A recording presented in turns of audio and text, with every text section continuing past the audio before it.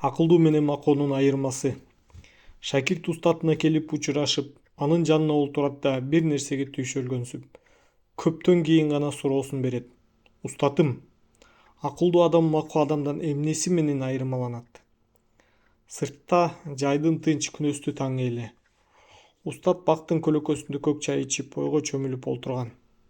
Бирок шакиртинин жообун канааттандырайын дедиби, чайын ичип бүтпөй эле ордунан туруп, жигитти бир жака ээрчитип жөнөйт. Экөө кыштактан сырткары чыгып, жакында эле сел алып кеткен тоонун боруна жеткенде, устат жердеги таштарды көрсөтүп, мунун баарын бул дөбөнүн башына ташы деп коюп, өзү кетип калат. Сел менен агып келип, бир жеринде топтолуп, башка жеринде жайылып чачылып жаткан таштардын баарын тердеп кургап ташып бүткөчө караңгыда кирип, шакирти аябай катуу чарчап жерге суулайт.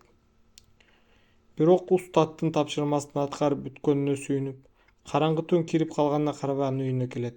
Устатым, айтканыңызды аткардым.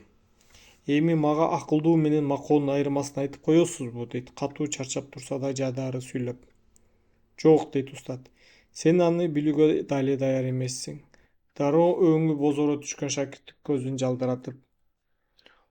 Устатым, анда эмне үчүн таштардын баарын тоонун башына таштадым деп нааразы болот. Мына, дейт устат. Акылдуу адам бул суроону ташты ташы электе бермек.